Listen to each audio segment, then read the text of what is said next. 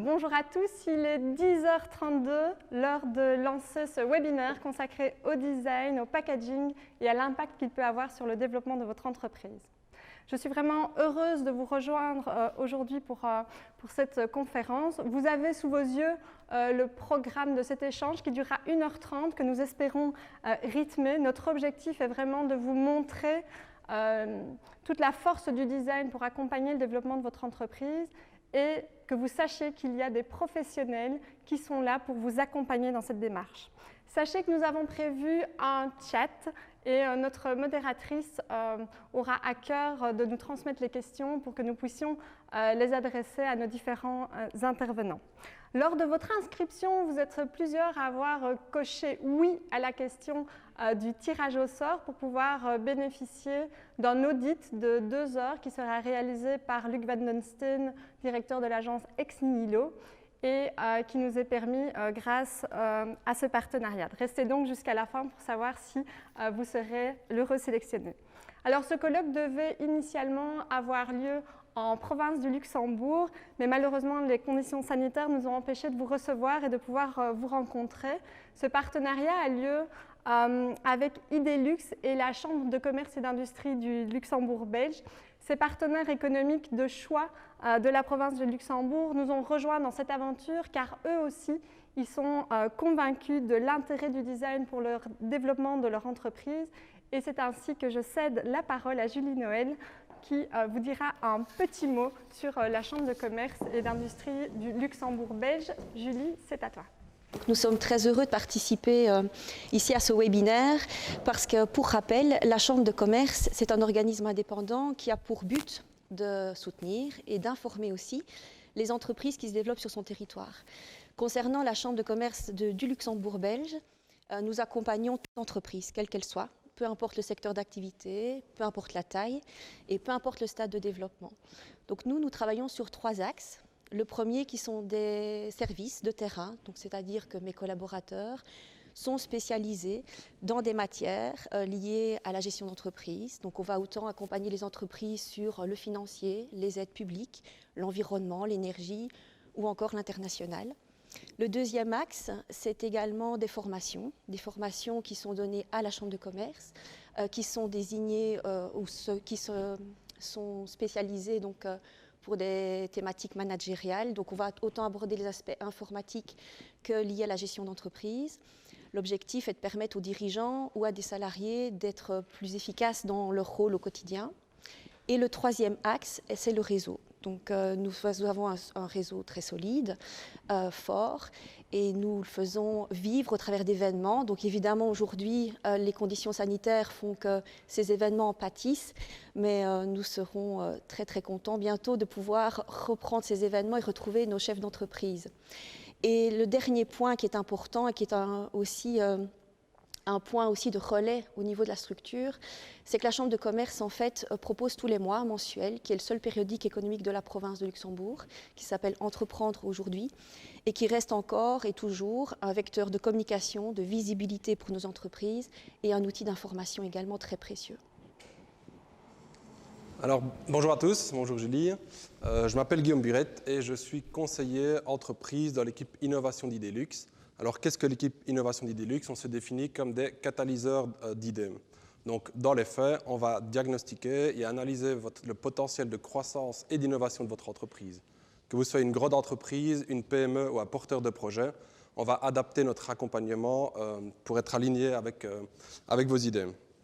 Donc, ce qu'on vous propose, c'est de réfléchir conceptuellement ensemble à la pérennité de votre activité, à la potentielle construction d'idées et de solutions innovantes, à l'exploitation de nouvelles solutions et de vous y aider tout au long de votre parcours. Alors en plus de ça, moi j'ai un aspect un peu plus particulier dans l'équipe puisque je suis référent bas carbone et économie circulaire. Donc je fais partie d'un programme, d'un dispositif wallon qui forme des référents comme moi pour aider les entreprises à mettre en place tous les principes de l'économie circulaire dans leur business de tous les jours. Et au regard de la thématique de ce webinaire, je pense qu'il est assez important de mettre en avant le modèle de l'éco-conception des produits et du packaging puisque pour moi, ça a beaucoup de valeur pour votre entreprise. En tout cas, ça pourrait avoir beaucoup de valeur pour votre entreprise.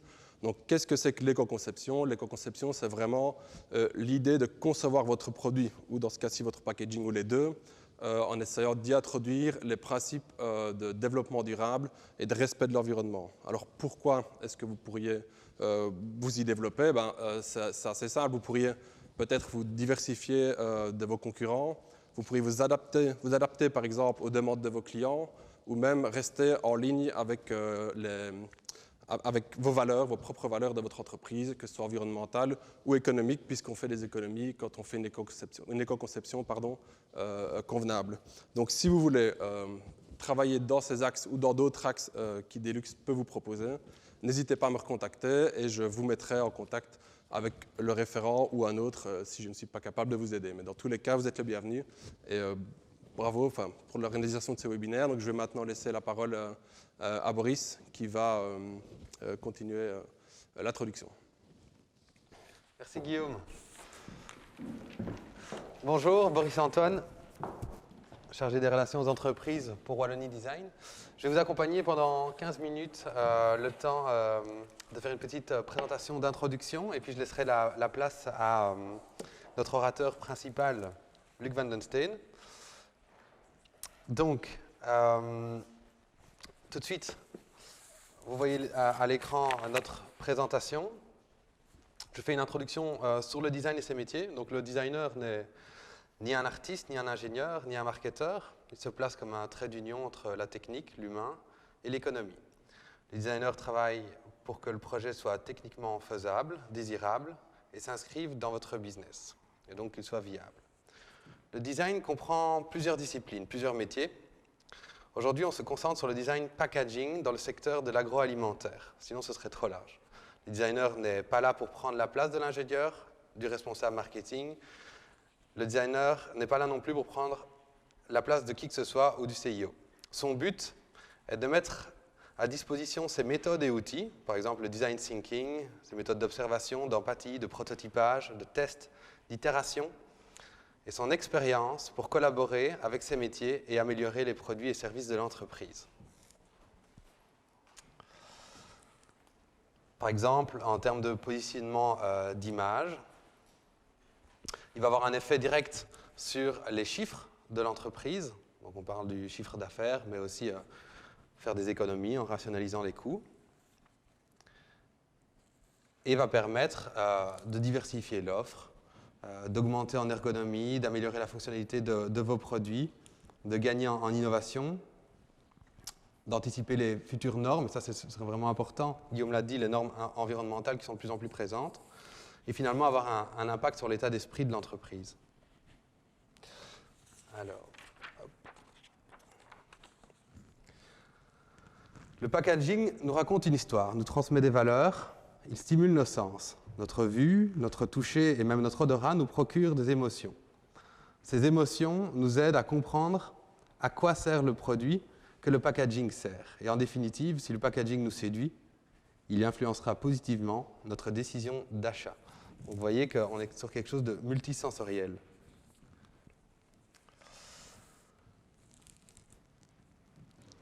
Alors, vous voyez sur cette image que le secteur packaging est un enjeu majeur de notre société de consommation, et de plus en plus, avec le traitement des déchets. Donc, les attentes des consommateurs, de la législation, des normes, des taxes, tout ça est en grandissant. Et donc, il y a deux approches. Soit la communication émise par l'emballage, soit par la forme de l'emballage. Donc là, vous verrez plus tard dans la présentation de ce PowerPoint quelles sont les différences. Alors, il y a une étude britannique qui nous dit que le consommateur a 20 millisecondes pour se faire que les premières émotions apparaissent après 20 millisecondes. Donc, c'est-à-dire que en tant que responsable de PME, chef d'entreprise, il faut aller vite. En tout cas, dans le retail, c'est très très rapide. Donc voilà, il faut que ce soit évident en fait.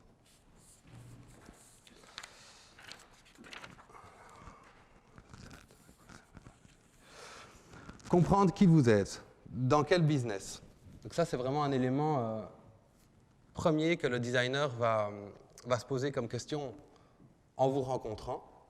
Et ensuite, quels sont les impératifs d'emballage imposés par le produit? Donc l'imperméabilité, est-ce qu'il doit être aéré, anti-choc, une protection thermique?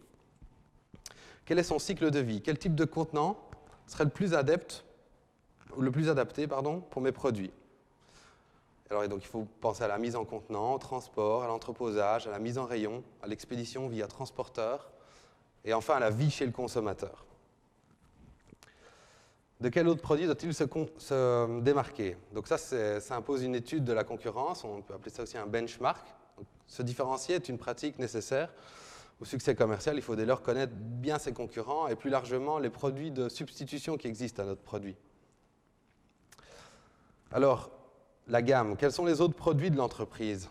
Y a-t-il lieu de créer une cohérence sur l'identité? Mon produit est-il susceptible de s'inscrire dans une gamme? Ça, c'est aussi des questions qui vont être importantes pour le consommateur.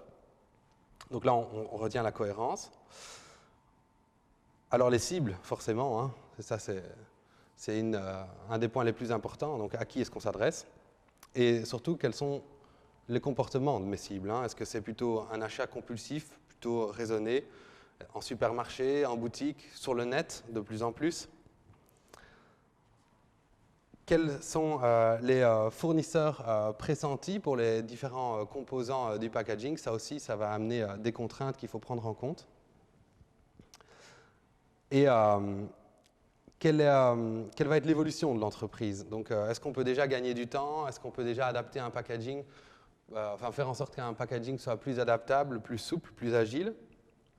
Et alors finalement, ça c'est comme dans tout projet, le budget et même le calendrier sont des éléments qui seront pris en compte par le designer pour faire en sorte de rencontrer votre satisfaction. Alors ici, on voit qu'on a plusieurs niveaux de packaging, hein. À droite, on voit là, cette boîte qui est la boîte qui va plutôt être en contact avec le manutentionnaire. Et puis on voit qu'il y a même ici une boîte en carton avec un système de protection qui abrite finalement le produit. Donc n'oubliez pas de penser à ces différentes strates de packaging. Alors ici, un exemple qui marche toujours très bien, c'est un exemple de l'agence russe Nikita. Elle a développé cette série d'emballages qui informent visuellement et de manière créative l'acheteur sur ce qu'il achète. Et vous voyez que dans un rayon, c'est assez efficace. Ici, on a un exemple très ludique qui montre qu'on peut créer le jeu avec le packaging. Ça, ce sont un packaging très intelligent puisqu'il est à la fois le packaging mais en même temps le contenant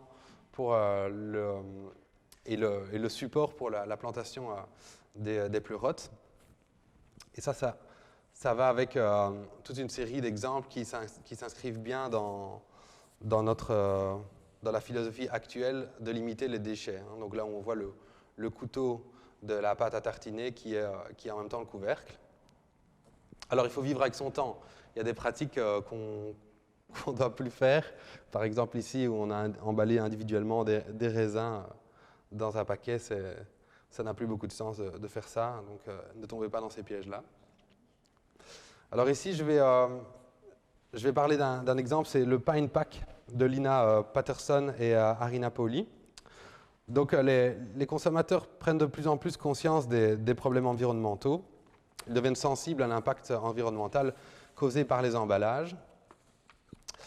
Et alors, ils modifient progressivement leur comportement d'achat. Alors, les marques proposent des produits d'emballage innovants, inspirés de la nature, de l'art de vivre écologique au quotidien. Et donc, voici les 4 grosses tendances du packaging écologique.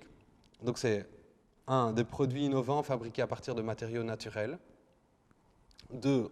Respectueux de l'environnement, évidemment. 3. Avec des emballages parfois comestibles ou en tout cas facilement biodégradables. Et 4. L'objectif 0 CO2. Donc voilà, en fait, ici, vous avez compris, l'emballage est fabriqué à base de déchets de pain. Donc forcément 100% biodégradable. Quelques exemples wallons. Donc ici, on a un exemple de la brasserie Kingside. Donc c'est une série, je vais revenir plus largement sur une série de cas de PME wallonnes qui ont fait appel à des agences de design pour leur packaging et leur identité visuelle plus largement. Alors je ne les commenterai pas toutes, mais ces exemples vous permettront de constater qu'il y a pas mal de prestataires de design qui permettent dans notre région à des PME d'évoluer, de se différencier, de s'adapter et de gagner en part de marché. Parfois même de s'exporter et de mettre en lumière en fait, leur savoir-faire et leurs connaissances.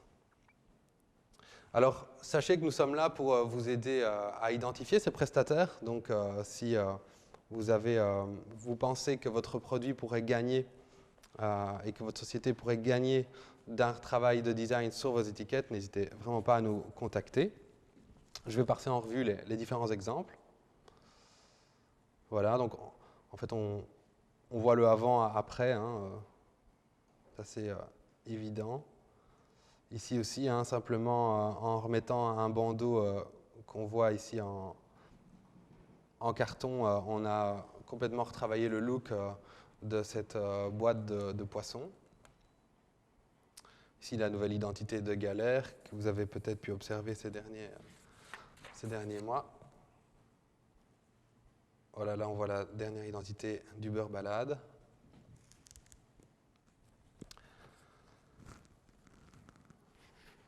Alors, le restaurant Punto e Pasta s'est adapté à la fermeture des restaurants en raison de la pandémie, comme beaucoup de restaurants, enfin comme tous les restaurants, et a fait appel à des graphistes pour créer des étiquettes pour ses plats à emporter. Donc, ces plats à emporter ont été depuis distribués dans de nombreuses boutiques et épiceries fines. Donc, ça, c'est un bon exemple de design et de rebond pendant la crise Covid. Alors, Champagne ici. On voit vraiment qu'ils ont transmis toutes leurs valeurs sur l'emballage, où on a un emballage extrêmement simple. Ici, un travail de synthèse.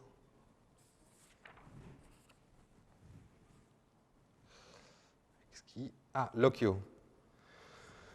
Alors, Lokyo, c'est un regroupement de producteurs et c'est un colis cadeau d'entreprise. Donc, en fait, c'est un collectif. Ils sont 6. Et ça, c'est le travail de leur cartonneur. Donc, dans ce cas-ci, c'est l'agence Signe du quotidien qui nous montre comment est-ce qu'on peut à la fois travailler l'identité d'un assemblage de produits et en même temps un contenant intelligent sur mesure. Et il y a aussi un exemple du café Préco qui est un des derniers packaging réalisés par l'agence.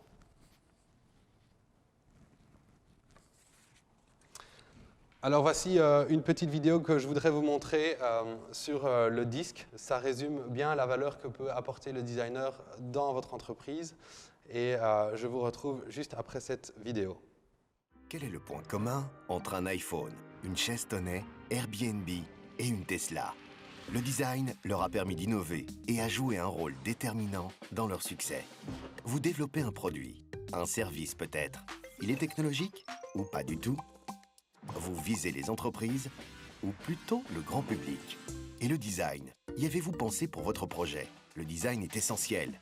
Il a cette incroyable capacité de transformer votre projet en mieux. Bien sûr, vous êtes déjà sur tous les fronts. Pas facile de savoir comment s'y prendre. Et s'il suffisait d'un clic pour commencer à intégrer le design à votre projet? Chez Wallonie Design, on a créé le DISC. Design, innovation, support et collaboration. Un outil pour cibler la plus-value que le design peut apporter à votre projet. Ensemble, on va explorer les premières pistes, challenger votre prototype, voire même préparer le lancement de votre produit et imaginer tout ce que le design va vous apporter. Pour commencer, prenez quelques minutes pour nous parler de vous. Nous verrons alors ensemble comment le design va faire évoluer votre projet. Et nous pourrons ensuite identifier les designers qu'il vous faut. Pas encore convaincu?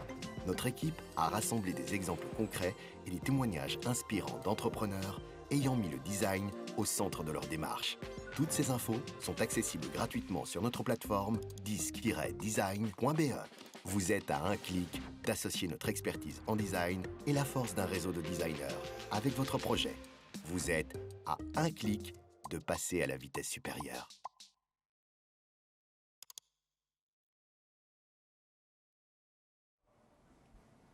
Voilà, j'espère que cette vidéo aura pu vous inspirer. Alors le temps passe, donc je vais avancer. Je voudrais vous parler du diagnostic, qui est un rapport personnalisé comportant diverses rubriques répondant aux besoins des PME. Donc on va commencer par une description de vos besoins. Quels sont les challenges? Donc quand je dis on, c'est Wallonie Design. Quels sont les challenges que vous adressez aujourd'hui et pour lesquels le design peut apporter une solution efficace? On va vous donner des informations sur le design et surtout vous mettre en contact avec des designers et des PME. Donc c'est le matching qui pourront vous être utiles. On va aussi faire des relais vers des organisations spécifiques pour la propriété intellectuelle, des centres de recherche, de formation, et vous guider vers les meilleurs incitants en vous expliquant, en faisant les relais vers les bons interlocuteurs, AOEX ou Région Wallonne, par exemple pour les chèques entreprises. Enfin, on a toute une série d'outils pour préparer son cahier des charges, d'outils disques, de rédaction d'un brief. Tout ça fait partie de notre diagnostic. Donc, comment ça se passe concrètement? C'est une prise de rendez-vous. Donc, on se rencontre virtuellement ou en présentiel. Ça va durer 1h30, 2 heures. On vous envoie un rapport dans les 5 jours ouvrables. Et régulièrement, nous mettons en lumière les collaborations fructueuses entre les PME et les entreprises. Donc voilà pour les 3 chèques entreprises qui peuvent passer pour une prestation design. Donc pour l'identité visuelle, le packaging, le design industriel. Donc vous voyez que pour le design, pour le packaging, ça peut être pour l'enveloppe et aussi pour le visuel.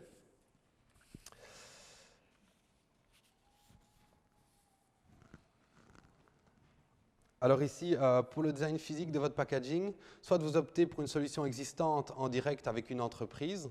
Il y a plusieurs entreprises qui sont spécialisées dans le design industrialisé. Soit vous la modifiez ou vous partez d'une page blanche avec un designer industriel. Ça, c'est quelque chose dont on n'a pas tellement parlé, mais il y a aussi vraiment moyen de travailler avec des designers industriels pour la partie physique.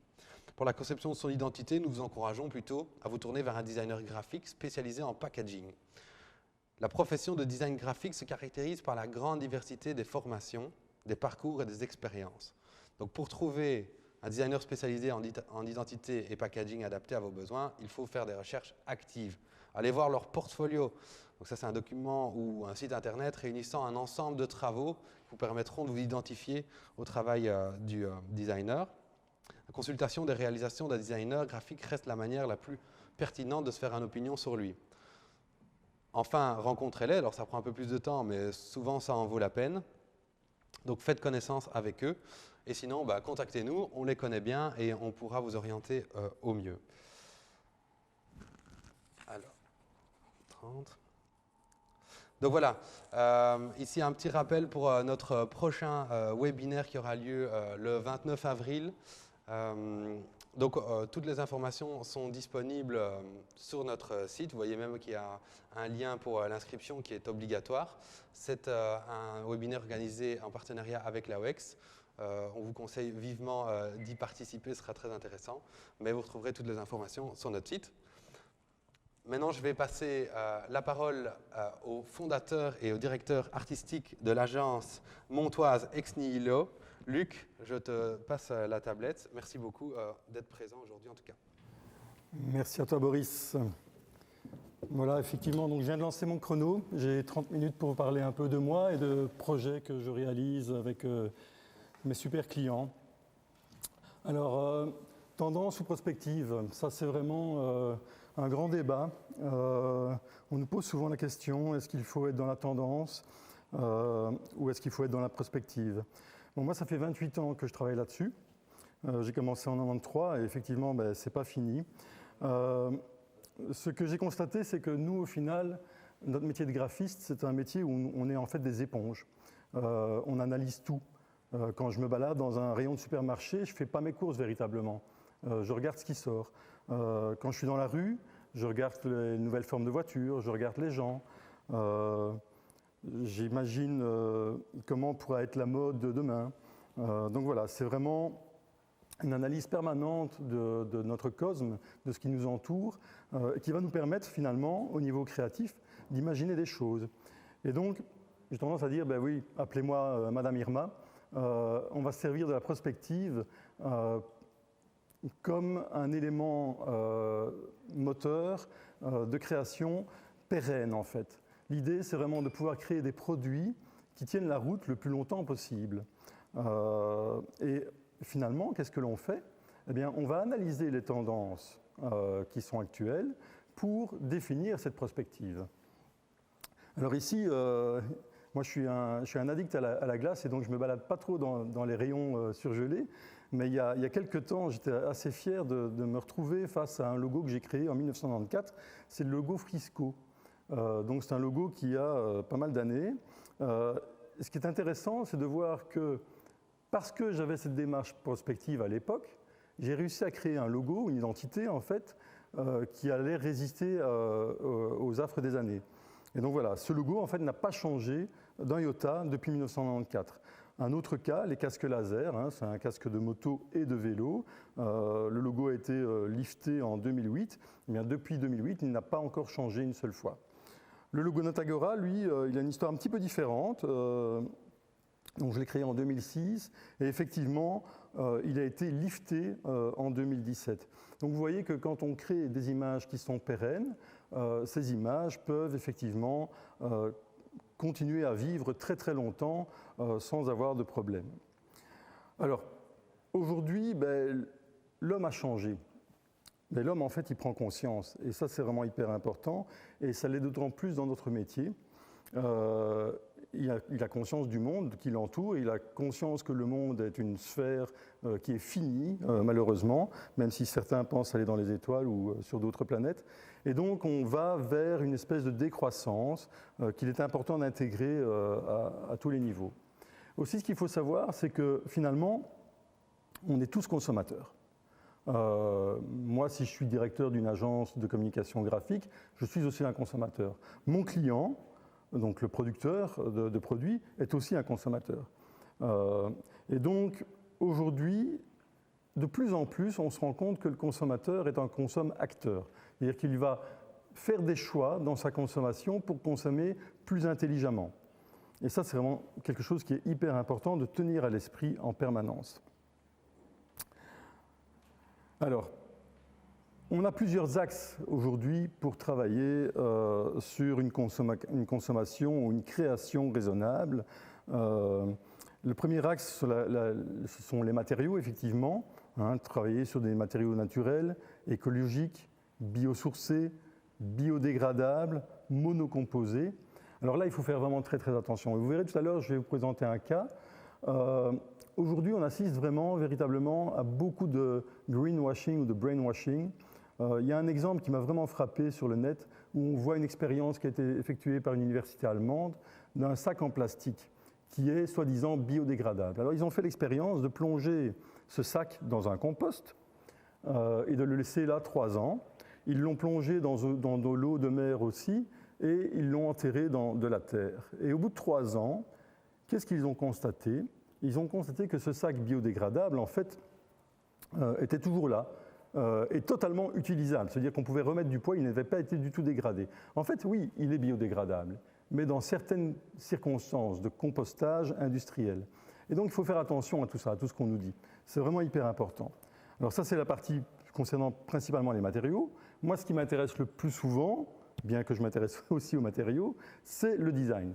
Et on a quelques tendances aujourd'hui qui nous permettent de faire la prospective. Donc, on a de l'authentique, du vintage, la collection, j'en parle pas ici, mais on pourra évoquer le sujet tout à l'heure, la personnification, le lifting ou le storytelling.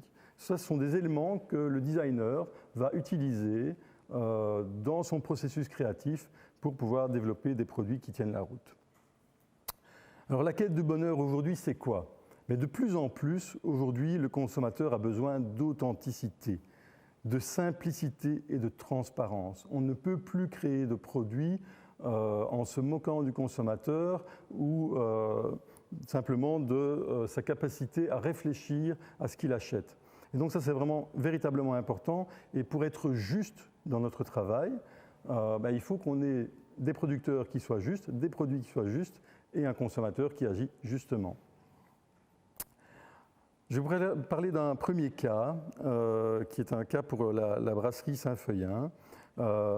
C'est effectivement quand un consommateur recherche un produit authentique. Alors, c'est quoi un produit authentique dans la bière? Parce que vous savez que c'est un secteur qui évolue énormément. Et vous avez ici quelques exemples de produits qu'on considère comme authentiques. Effectivement, la Westmalle, l'Orval, la Chimay, la Wieze et la Cristal sont des produits qui, par leur look, par le type d'impression, vous voyez qu'il y a peu de débauche de moyens, il n'y a pas beaucoup de couleurs, on travaille avec des papiers simples, eh bien, ces produits font effectivement référence à des produits authentiques. Alors voilà le produit que Dominique m'a proposé au tout départ.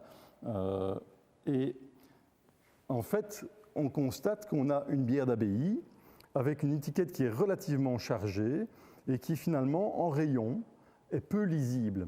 Alors ça, c'est dû principalement au design, mais aussi à la technique d'impression qui est utilisée.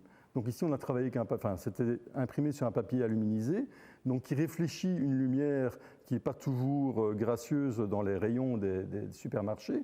Et donc finalement, cette étiquette était peu lisible. On voit aussi que le logo est très très fermé. Alors ce qu'on a fait, nous d'abord, c'est retravailler cette identité, et vous voyez qu'on a simplifié au maximum l'identité qui existait auparavant, avec un E qui a été ouvert, hein. On a supprimé aussi tout ce qui était contour noir et or. On a redessiné le blason, on l'a simplifié. On a redessiné les crosses et la mitre. Et on a retrouvé aussi une typographie secondaire qui donne plus une connotation abbaye, en fait, tout simplement. Ensuite, on a commencé donc vous voyez le résultat avant-après, vous constatez bien qu'effectivement, il y a une meilleure lisibilité à droite qu'à gauche, avec un simple exercice graphique. Deuxième étape, c'est de retravailler sur la structure du packaging. Là, à gauche, vous avez une première structure avec une ogive, on retrouve les crosses en arrière-plan, et à droite, une deuxième structure avec cette espèce de bible qui s'ouvre en dessous de la structure portante du logo. Malheureusement, il faut savoir que les designers travaillent tous sur des projets plus ou moins en même temps. Et malheureusement pour nous, effectivement, l'EF, donc InBev, a sorti sa nouvelle étiquette et on s'est rendu compte qu'il y avait un problème pour nous, en tout cas pour Saint-Feuillin, c'est qu'on avait une structure de marque qui était extrêmement similaire. Je ne sais pas si vous voyez bien à l'écran, j'espère. Mais donc voilà, pour nous c'était vraiment problématique, on ne pouvait pas sortir cette étiquette de cette manière-là. Et donc on a retravaillé la structure avec une autre structure portante. Et vous voyez ici le résultat de cette gamme. Et donc on a une gamme transversale qui est très très puissante, qui est fort imposante dans les rayons. Vous voyez que tous les éléments d'ADN sont conservés, hein, donc on n'a pas perdu le consommateur entre-temps, et ça c'est hyper important. Ce qui nous a permis, si j'y arrive, voilà, donc avant, après, hein, vous constatez par vous-même qu'effectivement c'est beaucoup plus lisible. Aussi beaucoup plus facile pour le consommateur à s'y retrouver, hein, la blonde, la triple et la brune. Et vous voyez que effectivement tous les éléments graphiques fonctionnent excessivement bien, à la fois sur le clip et sur la bouteille. Un autre support hein, qui est un basket pour le marché américain, hein, parce qu'on travaille excessivement principalement pour l'export. Excessivement n'est pas le bon terme. Une implantation sur une bouteille d'1,5 litre avec une autre technique d'impression aussi. Donc le métier de graphiste, c'est aussi de pouvoir développer des techniques qui fonctionnent sur tous les types de supports et en fonction des types de production que l'on va faire. Ici, donc, la bouteille d'1,5 litre. Et vous voyez la gamme. Alors, on a gagné en authenticité, on a simplifié, on a une très belle cohérence. On a d'ailleurs remporté un prix du design à Anvers au concours Sparflex pour ça. On a un renforcement du facing et de l'identité.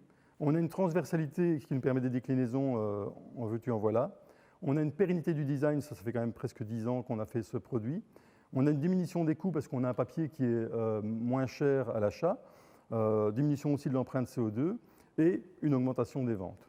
Donc ça, c'est vraiment hyper intéressant pour le client et pour nous. Deuxième cas, le vintage comme faire valoir. Effectivement, pour l'instant, le vintage, on en parle beaucoup et il y a beaucoup de graphistes qui travaillent sur ce sujet.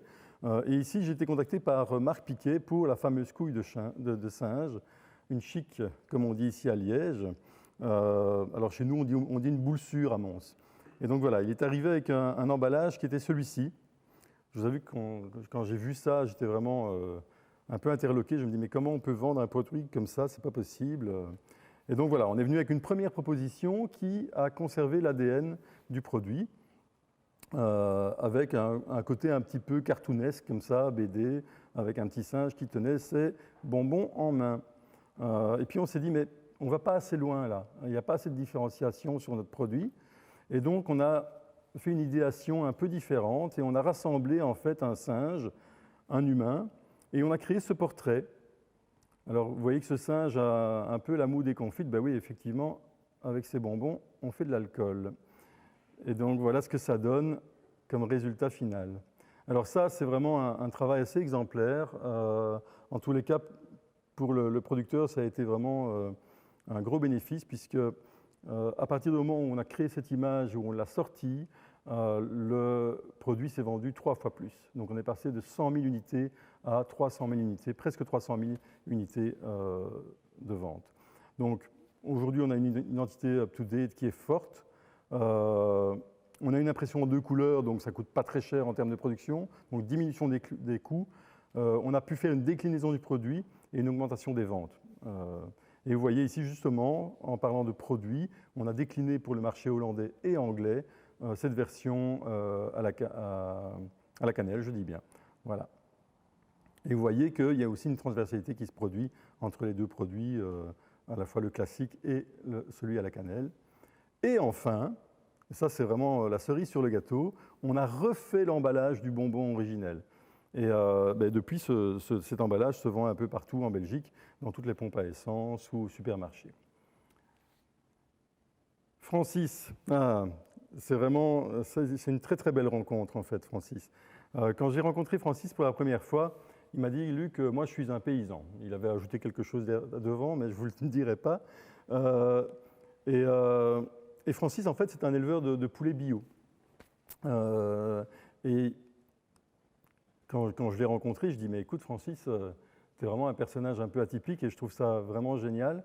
Et donc moi j'ai envie de te photographier et j'ai envie qu'on utilise ta personne physique sur les emballages pour montrer aux consommateurs derrière que tu es là, que c'est pas n'importe qui, c'est pas une grosse industrie, c'est vraiment quelqu'un qui aime son métier, qui aime ses bêtes et qui veut faire des produits de qualité. Alors au départ, Francis n'était pas trop chaud pour ça, hein. Il était un peu discret, mais bon, j'ai quand même réussi à le convaincre et il a fait un premier salon. Et lors de ce premier salon, effectivement, il a présenté le travail que l'on avait réalisé. Ici, vous voyez des barquettes de ses recettes. Alors il dit, mes recettes, ce n'est pas vraiment ses recettes à lui, c'est plutôt les recettes de sa femme, parce que Francis travaille beaucoup. Mais donc voilà, ce qu'il m'avait dit effectivement à l'époque, c'est je veux faire des plats que j'aime manger chez moi. Et ça m'avait vraiment touché, effectivement. Et donc, on a essayé de refléter ça dans le travail qu'on a créé. Alors, vous voyez ici une déclinaison sur les poulets entiers, hein, des crêtes d'Ardennes. Et donc, voilà, c'est vraiment un très, très bel exemple de collaboration avec un client qui a cru en nous et qui a cru dans notre travail et finalement un beau succès. Voilà, ça, c'est le fameux panneau qu'il avait présenté au premier salon. Et, vous voyez cette photo vraiment qui est géniale de Francis avec son poulet, avec toute sa bonhomie, et puis le beau logo qu'on a créé pour les crêtes d'Ardennes. Et les poulets qui sont les poulets de Francis en fait dans sa prairie. Le poulet comme je l'aime, comme il le dit. Il n'y a pas très longtemps, on a été contacté par Yolanda Scaduto.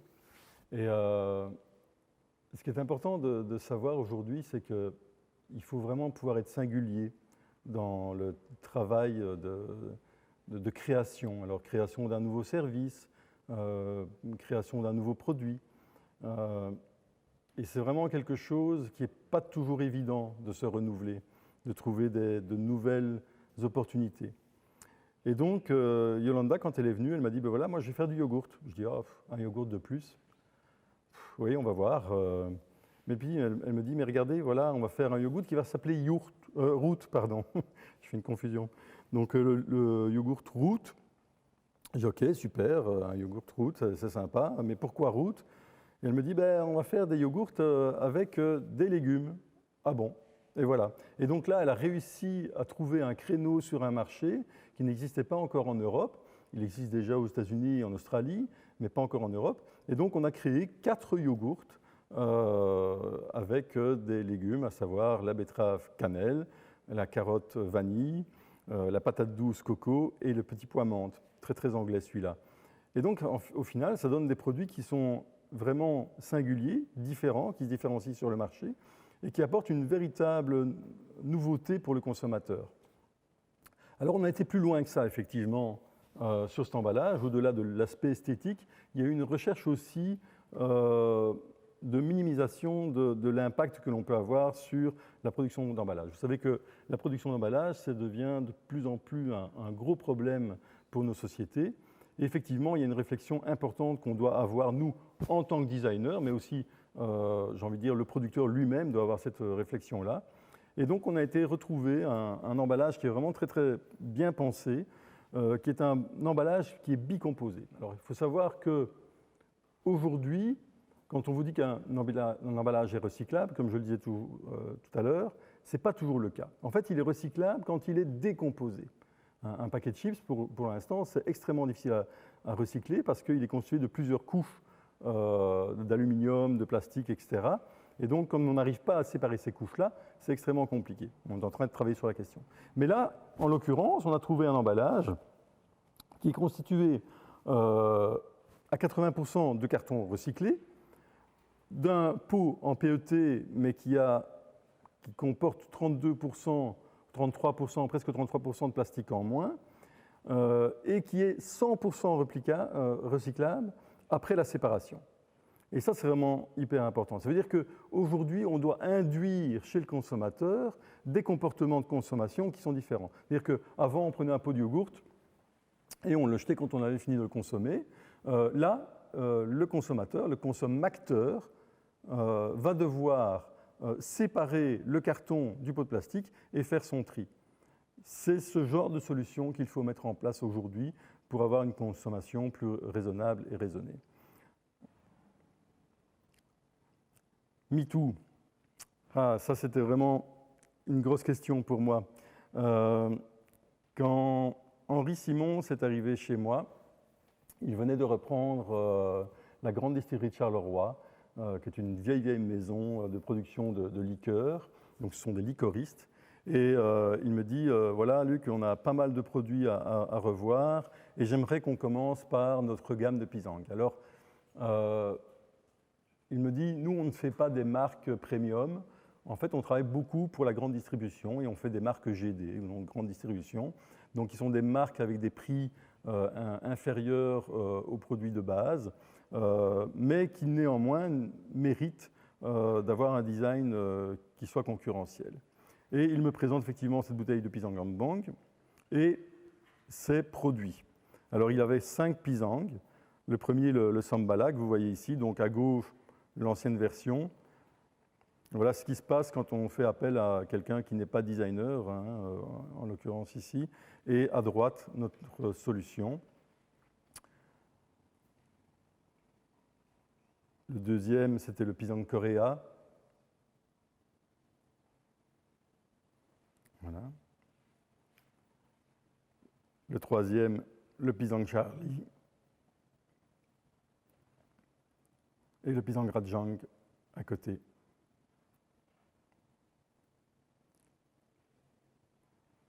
Et donc voici toute la gamme. Effectivement, il y a un cinquième, c'est le pisang Cotonou.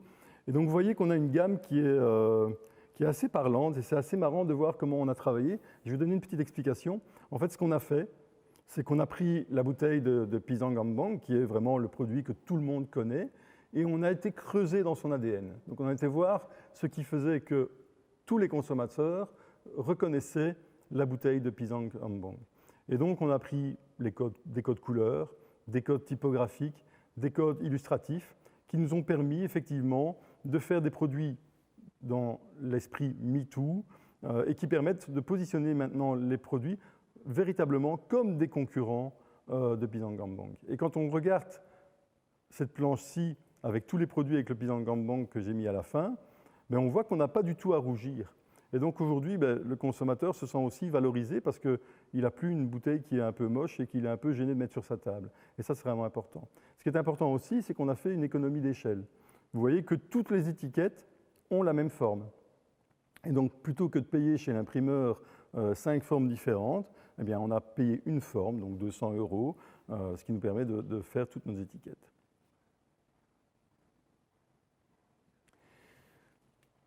La transversalité, ça c'est quelque chose dont on nous parle souvent.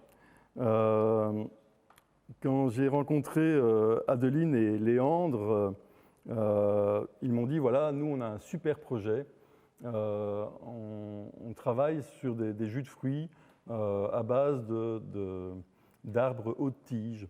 Donc ils avaient fait un grand voyage et en revenant de ce grand voyage, ils avaient décidé de relancer une activité de licoristes ou de producteurs d'alcool. Et ils ont commencé effectivement par les jus de fruits. Et donc, moi j'étais super intéressé par le projet parce que je trouvais ça vraiment génial que deux jeunes qui étaient aussi dynamiques se lancent dans cette aventure.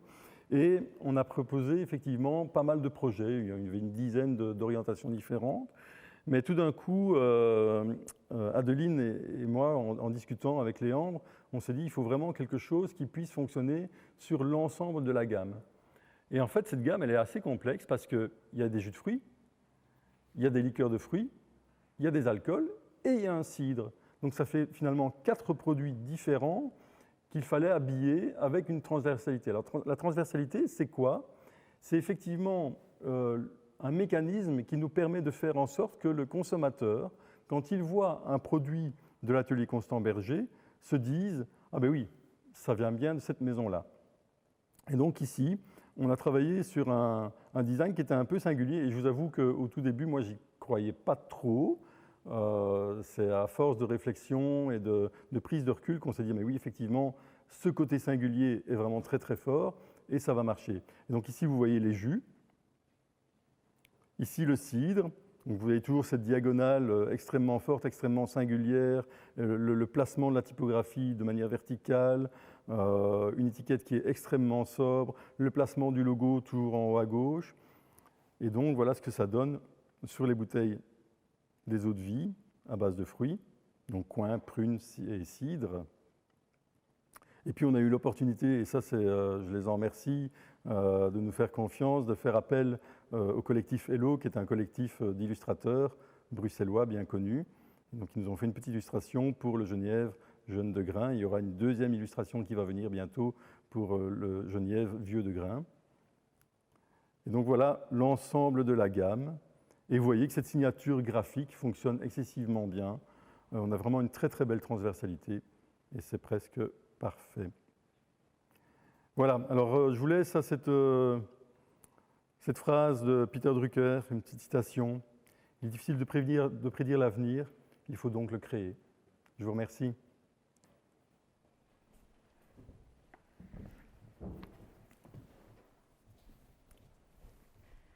Bien, Luc, garde la tablette en main.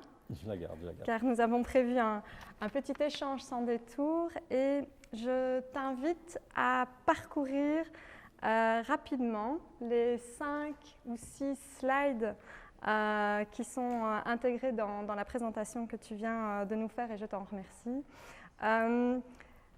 Et tu vas avoir l'occasion de choisir parmi les questions que nous t'avons concoctées, qui vont permettre un petit peu de lancer le débat, de choisir les 2 premières sur lesquelles tu as envie de rebondir.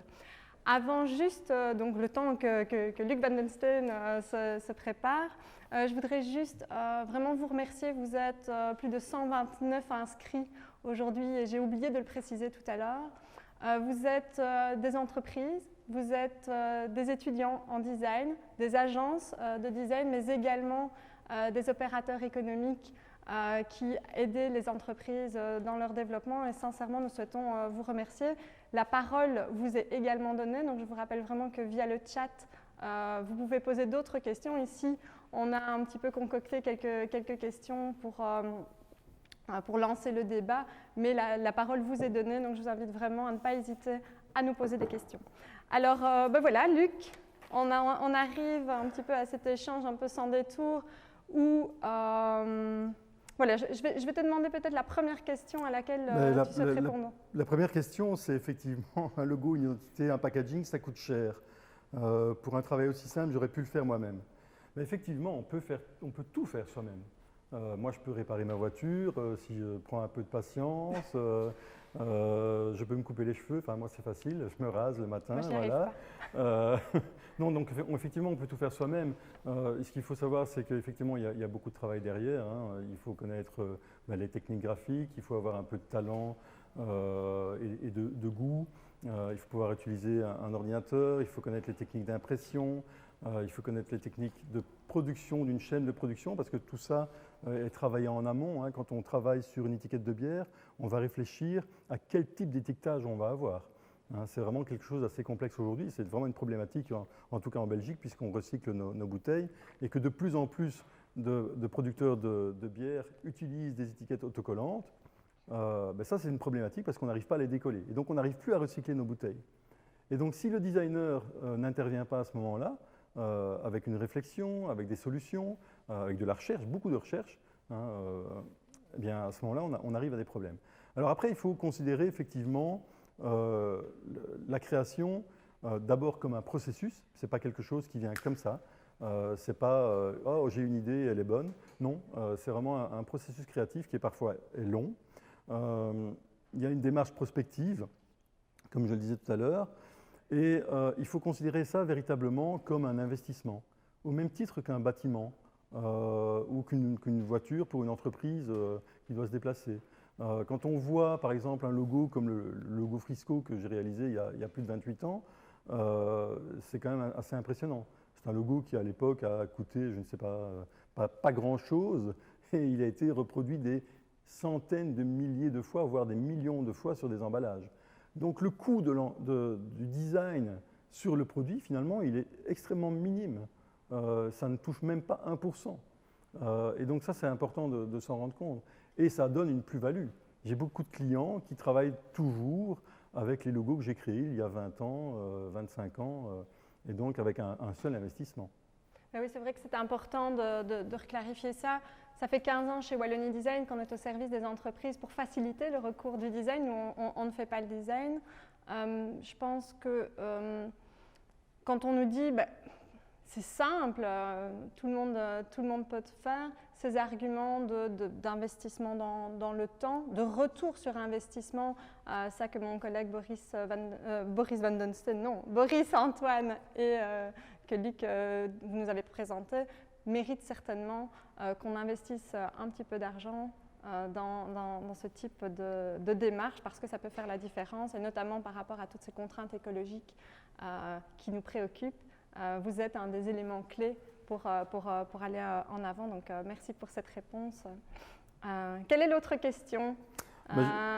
J'ai choisi celle-ci. Est-il possible de calculer un retour sur investissement? Voilà. Oui. Alors c'est extrêmement complexe, mais ici j'en discutais justement avec Henri Simons il y a pas très longtemps, il y a quelques jours en fait. Je dis tiens, est-ce que tu as remarqué une évolution de ton chiffre d'affaires depuis qu'on a revu les Pisang ensemble? Et il me dit oui, j'ai fait une augmentation de 50%. Je dis waouh, c'est génial. Et puis il me dit oui mais Luc, attention, aujourd'hui il y a la crise du Covid. Et donc, les gens ont tendance à se faire des petits apéros le soir pour décompresser un petit peu chez eux et de sortir un peu de cette grisaille quotidienne. Et donc, je dis oui, c'est vrai, effectivement, ça augmente. Et donc, oui, effectivement, on sent toujours une plus-value du design. Je n'ai pas un client qui m'a dit le contraire. Maintenant, ce qu'il faut savoir aussi, c'est que le client, parfois, et ça, c'est un peu le jeu du business, a tendance à cacher ses chiffres. Parce qu'il n'a pas tout simplement envie que tout le monde sache qu'il fait des grosses plus-values. Et puis, c'est peut-être un jeu entre le client et nous. C'est que si à un moment donné, le design est trop valorisé, nous, on va augmenter nos prix. Enfin, voilà. Donc, il y a peut-être un niveau à ce moment-là une discussion, une transparence qui est complexe à avoir. Alors, ceci dit, moi, je pense que lorsque l'on fait une remise de prix, nous, pour un design, en fait, tout simplement, on calcule comment? on essaie d'estimer le nombre d'heures que l'on va prester sur un projet. Et c'est vraiment basé là-dessus et sur notre expérience, puisqu'effectivement, ça fait plus de 28 ans que l'on fait ça. Donc aujourd'hui, on a fait, je ne sais pas combien de logos et je ne sais pas combien d'emballages, mais beaucoup. Et donc on a cette expérience-là qui nous permet de dire, ben voilà, on va passer autant d'heures sur tel projet. Bon, alors souvent, on ne met pas assez d'heures dans le projet et on en dépense plus, mais ce n'est pas très grave. Ce qui est important, c'est d'avoir un projet qui soit au final impeccable. Une sous-question suite à ta réaction. Par rapport aux devis justement qui sont proposés par les agences graphiques, est-ce que tu peux me confirmer qu'en fonction de la taille de l'entreprise, mais aussi de la diffusion à l'international, par exemple, le travail ne va pas être le même parce que si on exporte un produit en Chine, peut-être qu'au niveau culturel, les codes ne sont pas les mêmes. On a bien dit qu'il faut, la décision d'achat va être déclenchée vraiment très rapidement, donc il faut toucher les consommateurs assez rapidement. Est-ce que donc le devis va être impacté parce que le travail du designer dans cette optique d'internationalisation va être un petit peu différent, plus conséquent? Alors, il va être impacté, ça c'est certain. J'ai un cas justement pour une bière où on a fait, je pense, presque 18 versions d'une étiquette pour différents pays. Il faut savoir que les réglementations aujourd'hui changent beaucoup dans tous les États. Et donc, ça nous oblige, nous, à produire des étiquettes différentes. Mais c'est plus des différences au niveau technique. Par contre, au niveau du graphisme pur et dur, on n'est pas encore comme sur les marchés des voitures où on trouve certaines différences chez certaines marques qui effectivement vont faire un design un petit peu différent pour des marchés et donc s'adapter aux besoins du consommateur spécifique. Nous, on assiste véritablement à une mondialisation du design. Ça, c'est important. Et puis, un consommateur chinois, quand il vient chercher une bière belge, il veut une bière belge. Il ne veut pas qu'on lui fasse une bière belge à la mode chinoise. Ça n'a pas d'intérêt. Et donc, dans ce sens-là, il n'y a pas d'augmentation de prix. En tout cas, notre travail n'est pas impacté par ce critère-là. Okay. Et alors, une petite réaction peut-être sur le retour sur investissement. Donc, le retour sur investissement, comme tu as pu l'expliquer, l'entreprise doit comprendre que c'est un investissement, que si elle commence à comptabiliser cet investissement en design en le reportant sur le nombre d'unités vendues, sur les années, l'investissement, en fait, le retour sur investissement est important. Je tiens juste à préciser que dans certains cas, qui vont peut-être plus affecter la forme du packaging ou si on parle de design industriel et donc de design de produits qui va impliquer différentes fonctionnalités, des assemblages, des désassemblages, des aspects de réparabilité par exemple, eh bien il se peut que une nouvelle campagne de marketing doive être lancée, qu'une chaîne de production doive évoluer, que les différents éléments des fournisseurs et des sous-traitants soient aussi doivent aussi évoluer. Donc au final, ce qui est très difficile chez Wallonie Design quand on essaye aussi de calculer le retour sur investissement, c'est de pouvoir dire, étant donné que le designer va collaborer avec l'ensemble de l'entreprise. Alors si c'est la PME, c'est souvent le patron qui fait tout et qui est au four et au moulin, mais il va travailler avec le département marketing, le département R&D, le département des achats et financiers, et que donc tous ces départements vont, pour certains, avoir des économies d'échelle, d'autres vont pouvoir constater une augmentation des ventes et des marges. Mais voilà, c'est très difficile de pouvoir calculer le retour sur investissement. Je pense que peut-être dans tout ce qui est design, identité, graphisme, l'impact est peut-être plus facile à calculer, mais voilà, simplement si vous avez de temps en temps des difficultés à calculer ce retour sur investissement, c'est normal parce qu'en fait le design impacte vraiment toute l'entreprise et il collabore avec les différents départements. Si je peux me permettre de rebondir là-dessus, effectivement, il faut savoir qu'une fois que notre travail est fait, ça ne s'arrête pas là. C'est-à-dire que là, les forces de vente vont devoir travailler. J'ai malheureusement un cas ou l'autre de clients qui se disent « Ah voilà, on a fait un super design et maintenant j'ai plus rien à faire, je peux me reposer, me tourner les pouces et faire un peu ce que j'ai envie. » Non, non, une fois que le design est fait, il va falloir effectivement commencer à vendre ça correctement. Parfait. Alors c'est moi qui vais choisir une question parmi celles que nous avons pu préparer. On l'a déjà abordé tout à l'heure, la mondialisation, le développement durable, les pandémies. L'exemple de Punto e Pasta qui a été présenté par Boris Antoine, qui a permis à un restaurant de tenir un petit peu le coup face à cette crise en distribuant dans des boutiques, dans des épiceries fines, ces mets grâce à un contenant classique, mais une étiquette développée avec un studio de design qui aura permis de faire la différence dans les étalages. Quels sont véritablement les nouveaux enjeux sanitaires, écologiques? Comment est-ce qu'un designer parvient à vraiment essayer de trouver la meilleure équation tout en sachant que l'entreprise travaille dans un budget donné, dans un contexte donné, avec des capacités de production et des valeurs qui sont les siennes et qui sont vraiment très importantes aussi à transmettre au travers des identités. Ouais. C'est une question qui est très vaste et extrêmement complexe. J'ai envie de dire merci de me l'avoir posée. Tu me connais. Non, effectivement, je pense que la meilleure réponse, c'est d'essayer d'être là au tout début de l'idéation du client, en fait, de notre client. On vient d'avoir un cas comme ça qui est assez symptomatique, justement pour la grande distillerie de Charleroi, où il nous demande de créer un rhum qui veut se vendre à l'international.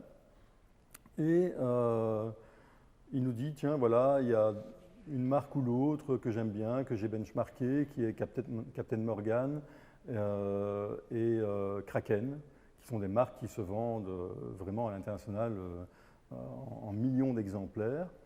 Et il me dit, voilà, moi j'aime bien cet univers-là, est-ce que vous pourriez me développer quelque chose dans cet esprit-là? Et effectivement, nous aussi, on aime bien cet univers-là, c'est un univers qui fonctionne, d'autant plus pour du rhum. Il y a une cohérence, il y a une adéquation entre le sujet, on n'est pas en dehors des sentiers battus. Et on développe une marque qui s'appelle Red Rope, donc la corde rouge, en faisant référence aux mains sanglantes des bateliers qui devaient se battre contre les tempêtes incroyables qu'ils pouvaient avoir dans le Pacifique ou dans l'océan Atlantique. Et on sort une étiquette qui est très belle, avec une très belle bouteille. Et ça fonctionne bien. On en vend très rapidement plus de 3000 bouteilles. Et le client, à ce moment-là, a une réflexion et se dit, mais tiens, est-ce que mon positionnement est bon? Est-ce que le positionnement que je veux? Et donc, à ce moment-là, il fait appel à un marketeer qui analyse tout, en fait. Ce marketeer arrive avec une nouvelle réflexion, il dit, mais tiens, est-ce qu'on ne parlerait pas plutôt des nouveaux aventuriers? Et donc là, le client se dit, ah oui, mais du coup, les histoires de pirates, tout ça, ça ne marche plus trop. Comment est-ce qu'on fait? Et donc effectivement, je pense que si nous avions été là en amont avec cette réflexion, avec le marketeer, on aurait pu imaginer ce travail-là ensemble, et donc avoir une réponse peut-être plus adéquate. Maintenant, ceci dit, après cette réflexion, on se dit que finalement, ce qu'on a fait fonctionne très très bien, et on n'est pas sûr qu'on va faire une évolution de cet emballage. Ceci dit, on a déjà trouvé des options qui nous permettraient de le faire. Mais donc effectivement, ce qu'il faut, c'est avoir une vision assez globale, j'ai envie de dire verticale et à 360 degrés, sur le monde d'aujourd'hui, sur les impacts écologiques. Il n'y a pas très très longtemps, il y a 2 ans, j'ai refusé de travailler pour un produit dans lequel il y avait une substance vraiment nocive, je ne parle pas d'alcool, mais effectivement une substance qui était cancérigène. Et je me suis dit, mais comment quelqu'un peut produire ce type de produit, quoi? C'est vraiment assez intriguant. Et donc voilà, ce jour-là, j'ai refusé de travailler pour cette personne. Et donc voilà, il faut vraiment avoir une conscience du monde, avoir conscience que chaque fois que l'on pose un acte, ça a un impact. Chaque fois que j'achète un produit avec un emballage, ça a un impact. Si je ne fais pas l'effort de le recycler correctement, ça a un impact. Et donc c'est vraiment cette vision globale qu'il faut avoir pour pouvoir apporter des réponses qui soient satisfaisantes pour l'avenir, tout simplement. Et pour rebondir sur cet exemple du rhum, on a chez Wallonie Design de temps en temps des entreprises qui font appel à nous et au final leur besoin premier c'est vraiment le design pour l'esthétique, alors que j'espère que vous aurez compris aujourd'hui que le design c'est bien plus que ça et ça peut intervenir à bien des niveaux. Mais donc là c'est souvent quand un produit est déjà développé et il me faudrait une coque pour faire joli. Voilà. Et donc finalement, c'est vrai que dans le graphisme, je pense que ça arrive aussi souvent, on a déjà défini le contenant, faites-moi juste une jolie étiquette pour que ça se vende et que ça attire. Donc ça, c'est vrai que c'est un élément important du design, mais ce n'est pas le seul. Quel est vraiment le moment idéal pour l'intervention d'un designer? On a vu sur le projet de Rome que le projet était déjà lancé. Est-ce qu'en amont, le designer va vraiment pouvoir avoir des conseils utiles pour l'entreprise, orientés? J'imagine que ce n'est pas toujours facile parce que aussi dans les petites entreprises, les entrepreneurs savent très très bien où ils veulent aller et de temps en temps, il faut parvenir avec vraiment beaucoup d'écoute, à leur montrer qu'il y a peut-être d'autres chemins qui seraient plus profitables pour elles. Quel est le moment idéal en fait parce que vous ne pouvez pas être partout à tout moment. Voilà, effectivement, on ne peut pas être partout, mais j'ai envie de dire, l'idéal, c'est d'être vraiment dans le principe d'idéation. C'est-à-dire qu'une fois qu'un producteur a une idée, je pense qu'il est intéressant qu'il en parle rapidement à un designer, qu'il soit graphiste ou autre, peu importe. Mais pour pouvoir avoir une évaluation du potentiel, de voir effectivement s'il y a un intérêt, parce qu'il y a plein de gens qui ont de bonnes idées, ou de fausses bonnes idées. Il y a le problème du miroir aussi. Quand on se regarde dans la glace, on ne voit pas toujours nos défauts. Et donc, à la fois le designer, mais aussi le producteur, ne se rend pas compte qu'il est à côté de la plaque. Et donc, le fait d'avoir un regard externe comme ça, alors comme je le disais tout à l'heure, on est vraiment des éponges, nous. C'est vraiment notre métier. On prend tout comme ça, en pleine face, tout le temps. Et donc, on est extrêmement sensible à tout ce qui sort. Et donc, on a vite fait d'ouvrir des portes et de les refermer en disant « Attention, ça c'est une bonne idée », et puis finalement non, on va la refermer. Et on va justifier évidemment ces choix. Et ça, c'est vraiment très très important. Donc j'ai envie de dire vraiment, au niveau de l'idéation, dès qu'on a un projet, parlez-en à un designer. Quelqu'un de compétent, qui a fait ses preuves, qui est là sur le marché et qui vraiment a l'envie de vous accompagner dans cette démarche. Ok, merci. Je souhaite rebondir sur ce terme d'idéation. On entend beaucoup parler de design thinking. En fait, le design thinking, c'est quoi? C'est un état d'esprit, c'est la méthode du design. Et donc, le designer, dans son travail, eh bien, il va observer, il va vous écouter, il va observer la société, il va observer les contraintes, il va voir les opportunités, et il a vraiment une approche qui est centrée usager. Et un des éléments qui va différencier le designer de tout autre expert par rapport au développement de vos produits et de vos services, c'est cette capacité à prototyper. Alors le designer n'est pas un dessinateur à 100% de son temps, mais sa capacité à modéliser, à concevoir assez rapidement, ce qui va vous permettre, vous, patron d'entreprise ou différents départements de l'entreprise, de voir si ce qui est proposé vous convient avant de lancer des grandes productions, mais aussi peut-être d'aller sonder les différents usagers, les clients cibles ou les clients actuels pour voir si le projet colle. C'est vraiment un élément très très important et c'est cette capacité d'itération et de se remettre en question et d'avancer progressivement pour faire en sorte d'avoir le projet le plus pertinent à mettre sur le marché. Et donc vraiment cette phase d'observation, de fonctionnalité, de lien avec les usages est vraiment, je pense, primordial et assez caractéristique grâce au prototypage qui alimente vraiment la nature des travaux qui sont développés par le designer. Voilà, je pense que ça, c'est peut-être un bon rebond sur ce qu'est le design thinking, qui est un terme aussi galvaudé que le design, vu que tout le monde s'improvise designer, tout le monde s'improvise design thinker. Non, il y a vraiment tout un background et si vous avez dans votre famille des gens qui dessinent très très bien, ce n'est pas pour autant qu'ils sont designers. Faites appel à des professionnels. Je pense que vous avez vu lors des différentes interventions qu'ils ne manquent pas sur notre territoire. Je pense qu'il me reste peut-être encore l'occasion. Oui, je vais te poser donc juste la dernière question. On se connaît déjà depuis quelques années, des anecdotes. Tu m'en as déjà fait part de quelques-unes, mais également de conseils. Si tu devais en choisir un à partager aujourd'hui avec les personnes qui nous écoutent. C'est de prendre le temps. Prendre le temps de la réflexion, ne pas foncer tête baissée, d'être pugnace, d'avoir envie. L'envie, c'est sans doute ce qui fait avancer le plus le monde. De bien s'entourer, c'est vraiment important. Avoir des gens qui sont justes, qui sont vraiment bons, qui sont altruistes. C'est vraiment une démarche moi, qui est importante pour moi. Il faut que les relations entre clients et fournisseurs soient win-win, comme je le dis souvent. C'est vraiment important. Mais donc prendre le temps, vraiment de la réflexion et te dire à chaque fois, tiens, je vais produire ça, est-ce que finalement ça va avoir un impact positif sur la société? C'est vraiment quelque chose moi, qui me tient à cœur.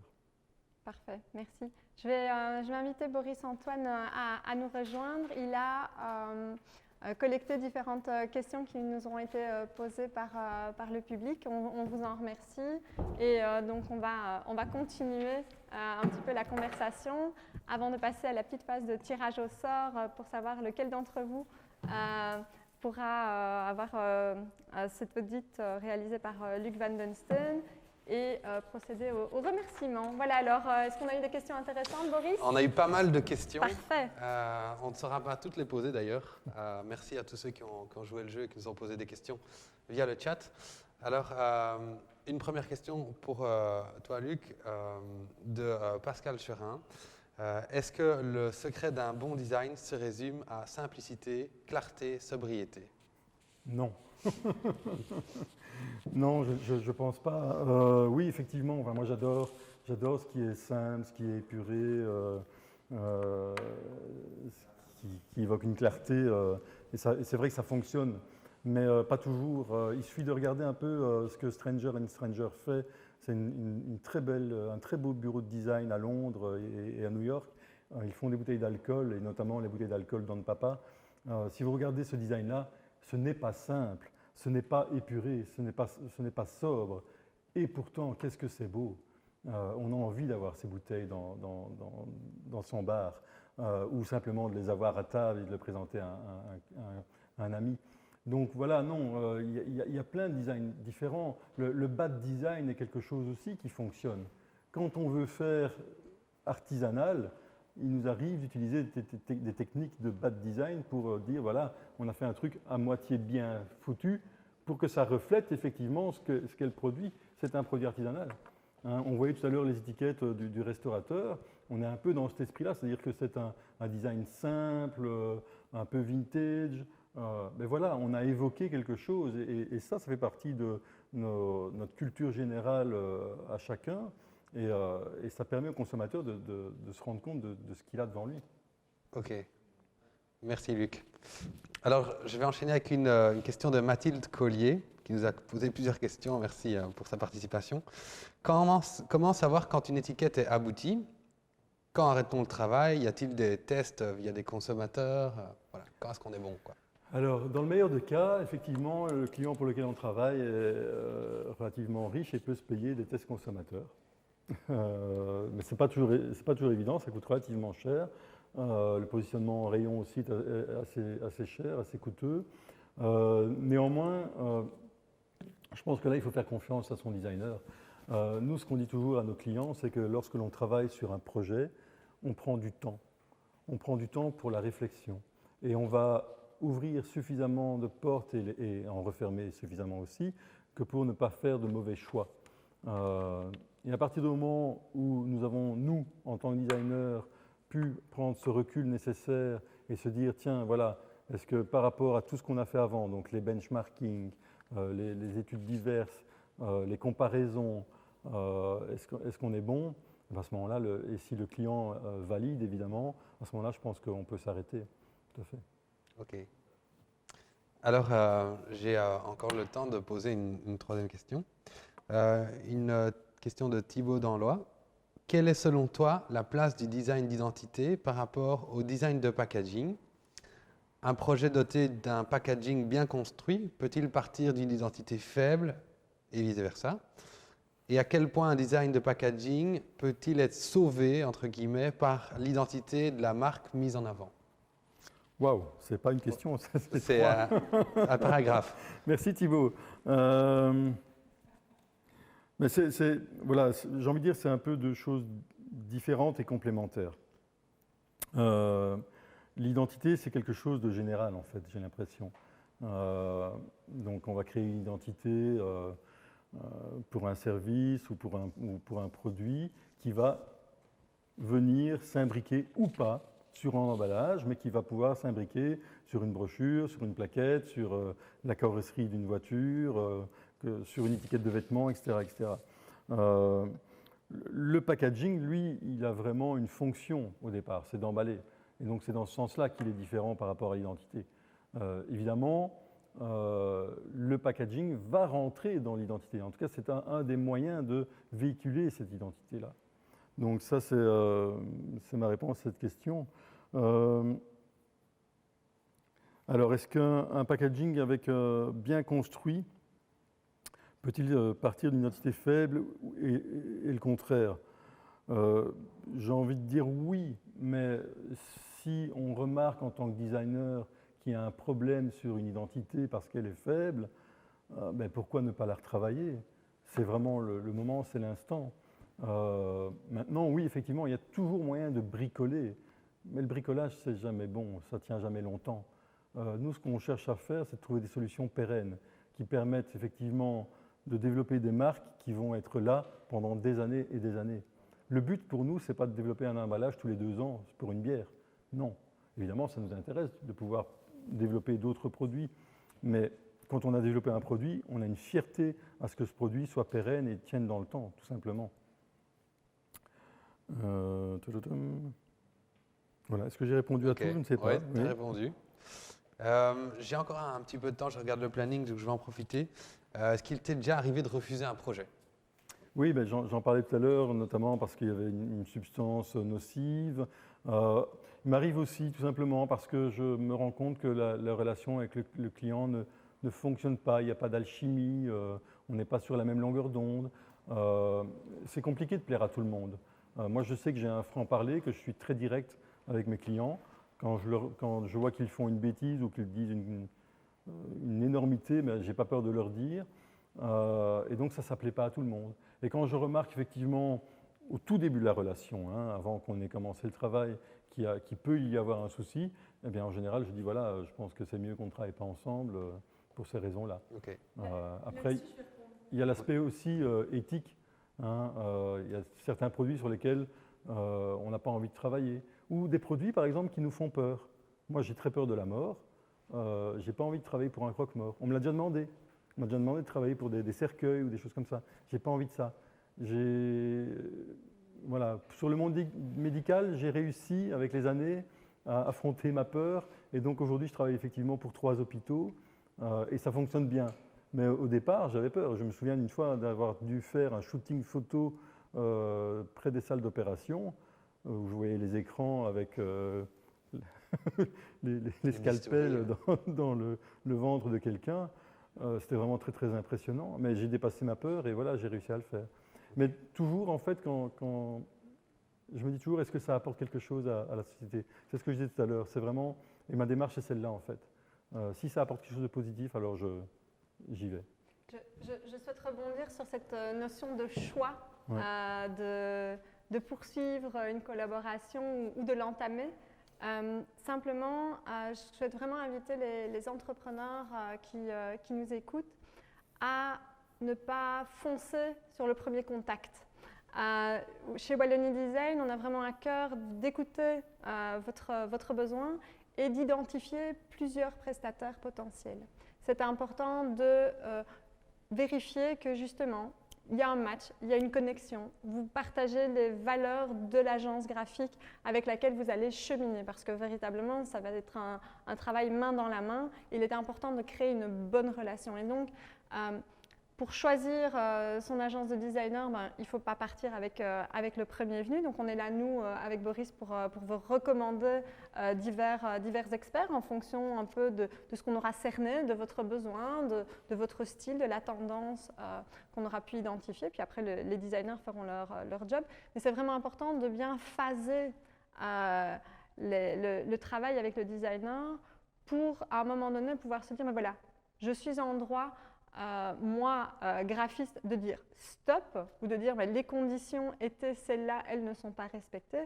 Mais vous aussi, en tant qu'entrepreneur, vous devez vraiment travailler, mais comme quand vous faites, si vous en avez la chance, construire votre maison, vous avez un budget, alors de temps en temps il est dépassé, vous devez vous aussi veiller avec vos prestataires à faire en sorte que ce travail soit effectué et que si des choix non identifiés au démarrage doivent être posés, eh bien ils le soient d'une manière partagée et véritablement volontaire. Donc je pense que le choix, c'est vrai que c'est très très bien d'avoir aussi le luxe de pouvoir refuser parfois certains clients, mais les entreprises aussi doivent vraiment prendre le temps de bien choisir l'agence de design avec laquelle elle va cheminer, ou en tout cas qui portera l'identité, le graphisme qui aura été développé pendant de nombreuses années, je l'espère. Voilà, comme petite conclusion. Encore une fois, c'est de la communication. Parler, discuter avec votre designer, n'ayez pas peur d'utiliser des mots forts. C'est vraiment important, il faut vraiment être ouvert. Il faut penser aussi qu'on est chacun d'un côté de l'écharpe, et ça c'est vraiment aussi très très important. Comprendre les difficultés de l'un et de l'autre, essayer de les partager, ça permet de faire avancer les choses bien souvent. Merci Luc et Clio pour cette bonne réponse pour tous les porteurs de projets et responsables de PME. Allez, il me reste 2 minutes, j'en pose une dernière de Nicolas Goffard. Sur des produits bas de gamme, donc marque blanche par exemple, le design peu valorisant est voulu. Le consommateur sait qu'il s'agit d'un produit peu coûteux. Pensez-vous qu'une refonte de ces identités aurait un impact positif? Alors, c'est une stratégie qui est mise en place aujourd'hui par le monde de la grande distribution. Hein. Le produit blanc, comme on l'a connu dans les années 80, je me souviens, moi j'allais au GB avec ma maman et j'achetais des gros pots de mousse au chocolat de 500 grammes qui étaient tout blancs avec un petit cochon tirelire en bas. Et je savais que c'était celui-là et voilà, il n'était pas cher et il était bon. Aujourd'hui, effectivement, la grande distribution est extrêmement forte, extrêmement puissante. Elle a tendance un peu à diriger le monde à ce niveau-là. Et vous le voyez dans le cas des Pisang, effectivement, ça fonctionne comme ça. Et donc, leur stratégie est effectivement de prendre un peu la place des marques propres, de plus en plus. Et c'est une difficulté pour les marques propres. Maintenant, ce qu'on peut se dire, c'est que ça crée finalement une concurrence interne aux marques propres. Parce que souvent, il faut savoir que si vous achetez, je vais prendre l'exemple du biscuit Léo, et que vous prenez la marque Olé de chez Aldi, c'est la même usine. Et donc finalement, ça crée une concurrence interne et ça crée du volume. Et ce qui est intéressant souvent pour les producteurs, même s'ils ne l'avouent pas, c'est de faire du volume. Alors ce sont des stratégies qui visent l'expansion. Alors la réflexion à avoir aujourd'hui, c'est plutôt comment on fait pour ne pas trop s'étendre tout en gagnant sa vie. C'est ça la vraie question aujourd'hui, je pense. Que ce soit du beau design ou pas du beau design, effectivement, c'est d'avoir un impact réduit sur la consommation et sur les effets que ça peut avoir. Ok. Merci Luc pour cette réponse à notre dernière question. Je vais maintenant inviter Julie Noël de la Chambre de commerce de Luxembourg et Guillaume Burette d'Idelux pour procéder au tirage au sort de la personne qui gagnera une session de coaching et d'analyse en audit par Luc. Voilà, je vous laisse faire.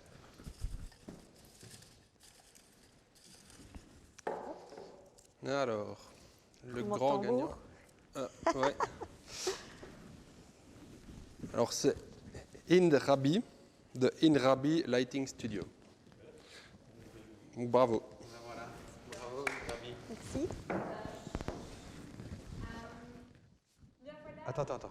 La caméra. Hop, Oui, voilà. ok, la caméra, je suis là. Présentatrice n'est pas mon quotidien, mais on a vraiment été heureux de pouvoir vous accueillir pour ce webinaire.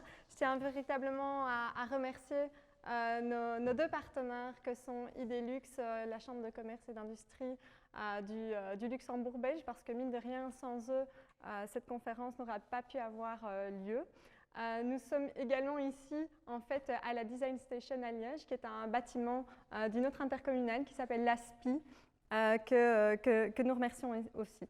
Bien entendu, Luc Van Dunsten pour l'ensemble de sa présentation et sa disponibilité.